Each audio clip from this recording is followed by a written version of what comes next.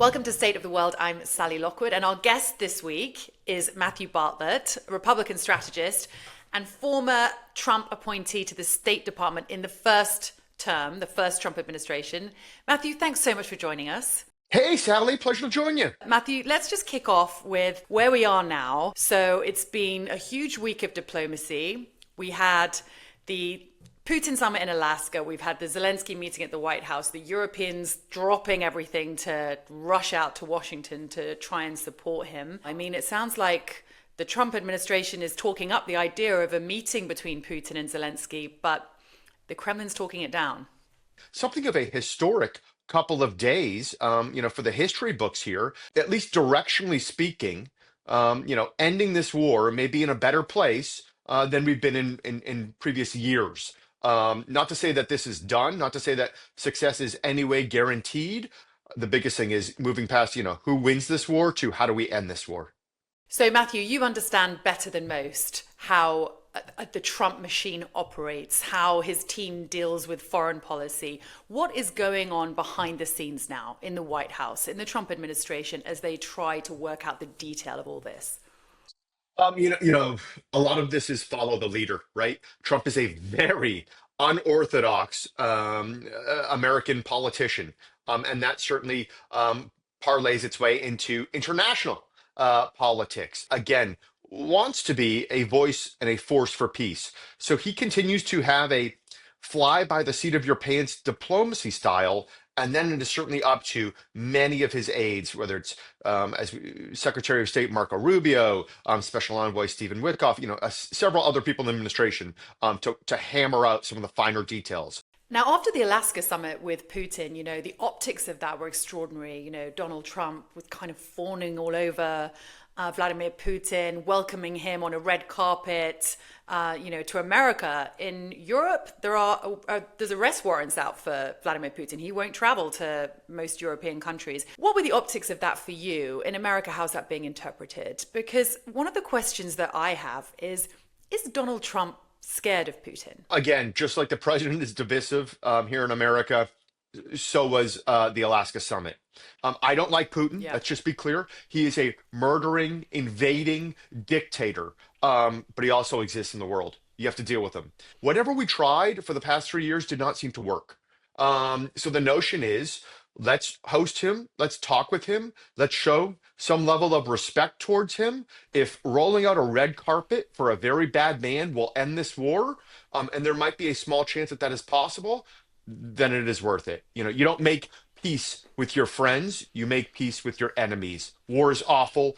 Making peace is sometimes equally as difficult, yet arguably a preferred option.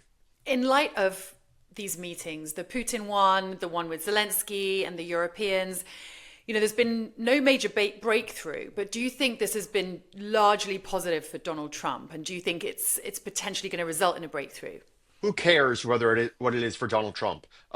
We care what it is for the situation for the innocent civilians of Ukraine, maybe even for the Russian mothers, and for better outcomes for the world, for ending this war. I think this is a notion of we are going to end this war diplomatically. After several rounds, we have talks of a security agreement with the Germans, with the French, UK, maybe even the US playing in air support, drone support. You have a potential massive weapons purchasing package for Ukraine in the aftermath so that they are properly armed in the future. It's up to Ukraine, but the redrawing of some lines here, which is probably the most painful notion. Neither side is budging in their positions. And obviously that's something Donald Trump is trying to find, is he's trying to find some sort of some terms that both sides will walk away happy with.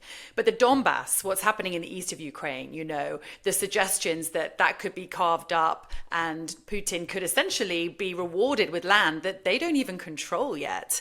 So it's hard to see how either side is going to come together in any sort of bilateral meeting when they can't agree on the terms that they're both so determined to stick to. What happens now? This is very, very tough.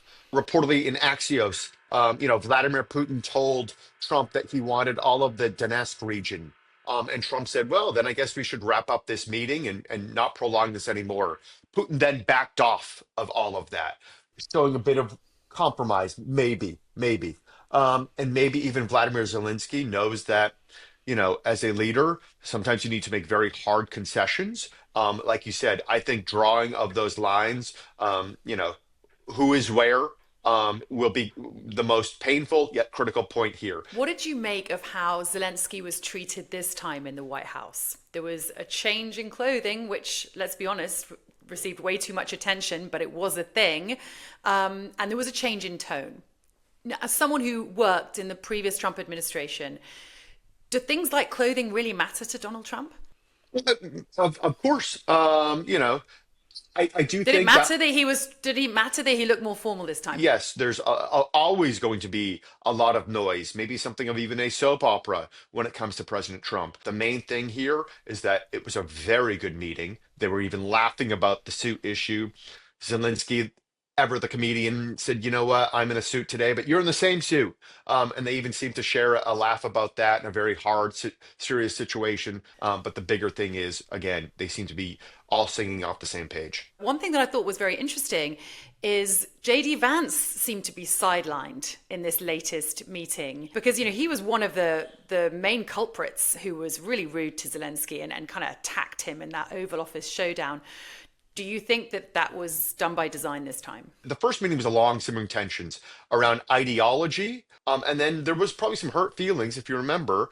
Zelensky even came to the US, went to the swing state of Pennsylvania.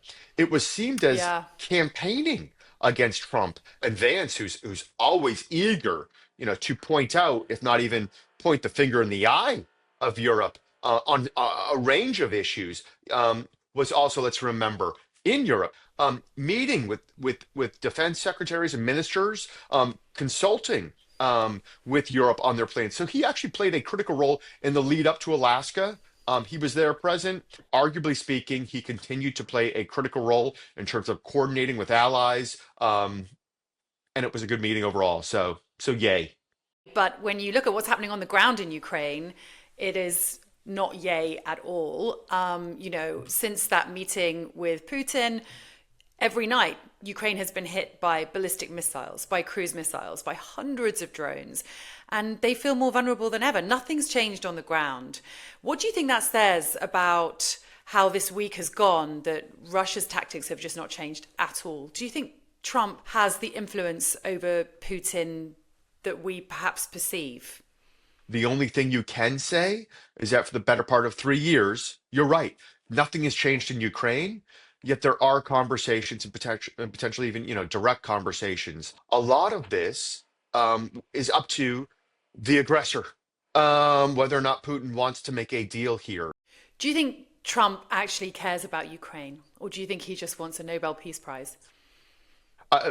Again, Trump is the showman, egotistical, will lobby openly for the Nobel Peace Prize like we've never seen before. But at its root, boy, you are misreading Trump if you do not realize just how much the president can't stand war. His wife has written a letter about this. Let's remember he came to power railing against the Iraq War. I remember being, in the first term where he would routinely be in the Oval Office and talk about the mistake of Iraq and say, let's remember 1 million Iraqis died. I'm not Wow. supposed to say that as the American president. We're not supposed to count that, right? But I do. So again, if you look at what he's had a track record of saying, this is someone who truly can't stand war, talks about the bodies that he sees, talks about the books of prisoners that he's seen in terms of. So I think he's genuinely moved by that. That is so interesting. That is a side to Trump that I've not really heard much about because, then you hear the cynics on the other side who say, well, Trump doesn't really care as long as he can sell weapons to Europe. Actually, this war serves America. What would you say to that? War is not good for business. You've even heard him opine about some of these tariffs. He loves to talk about the wars that he's ended. But if you want to take credit for peace, fantastic, great. There isn't much that he hasn't contradicted. There isn't much that he's had a consistent policy position on, except for peace. When you talk about how he's such a peace advocate, why aren't we hearing him say more about Gaza at the moment? It's a tough region. You have the UK, you have France, you have Canada, all saying, let's recognize Palestine in the same week that those in the region, I believe it was Egypt, Jordan and Qatar, all putting out statements saying Hamas disarm, free the hostages, and get out of Gaza. He has, talked about seeing the devastation in Gaza, how it's just uninhabitable. There's also been reports that, he saw the video of Hamas forcing a Israeli hostage to quote unquote dig their own grave. And that's where he said, you know what? We need to take out these guys. This is a very, very tough deal. He knows that in order to be a peacemaker, you're going to have to solve the Gaza crisis. So Steve Witkoff, a real estate billionaire, he is one of Donald Trump's golfing partners. He's been given this huge brief as peace envoy, I think is how Donald Trump describes him. He was in the Middle East. He was visiting Gaza. He was visiting Israel when I was there a couple of weeks ago. And then the next stop was Moscow to have a meeting with Putin. This guy has an enormous brief. Is he up to it? It seems of Steve Witkoff again. Who is he? He's a friend of the president. And he has juice with the president and a relationship with the president. And it seems as if, from what I'm hearing, those that deal with him appreciate him. I've heard this, from my friends in Qatar, that he has the juice and he can talk with Hamas. He can talk with Israel. When the U.S. took kinetic action against Iran, it was Steve Witkoff who was texting the Iranian foreign minister saying, "We are not at war with your government. We are not at war with your people, but we are in your airspace and we are dropping bombs imminently." It is remarkable what the guy has done. Right now, he seems to be doing all right with it. Maybe even better than some career diplomats have done in the past couple of years. Donald Trump came into office, with his American first policy, not wanting to be involved in foreign wars, foreign issues. And here we are. Look at what he's been doing in the last week. He has been so busy in diplomacy and holding meetings with foreign leaders, trying to broker some sort of meeting between Putin and Zelensky. How's that going down at home? Why do people think he's caring about Ukraine so much? We obviously say America first, but America not alone. And the base, this is again, people who probably have fought wars overseas for the better part of 25 years. They don't want boots on the ground, full stop. That is the biggest notion of America first. We are not going to be fighting other people's wars. The Epstein scandal is still an issue for him at home. Is he trying to just, move on and focus on other things to distract, or? Peace or war, Epstein will still be a focus here domestically for the president. It is a headache that can't go away, and maybe a headache that they cause themselves. Let's just be fully clear here. But that Epstein thing is not going away. We are left with even more questions than answers. Files are going to be sent over to Congress. People will be testifying. There are questions that continue to linger and persist. Tara Palmeri's last email on her Substack was one of the finest pieces of work she's put out there. Who is this guy, Jeffrey Epstein? How did he amass such a fortune? How did he become friends with so many people? The horrific crimes. Why did he get away with it? A slap on the wrist? So this is all going to continue on. As a non-American, I can't believe what it's doing to Donald Trump. The attention is, like you say, is not going away when it comes to the Epstein stuff. Do you think it's something that he can fix? Can he fix this? Or is this just going to plague his term in office? This is more of a notion of faith in our government. Is our government telling us the truth? What is the questions behind it? What could be exonerating and embarrassing, could both be true here. To my knowledge, there aren't a lot of notions of Donald Trump as a participant in any of this. Quite the opposite. But he was friends with him. I mean, Matthew, there is one way for this to go away, and that's to release the files, right? Do what your base is demanding. Why aren't they doing that? Typically, we do not just release notion around an investigation. You don't see an investigation. If there are charges to be brought, you bring them. If not, you don't release information. It's such an enigma. Will we ever get the truth here? Who knows?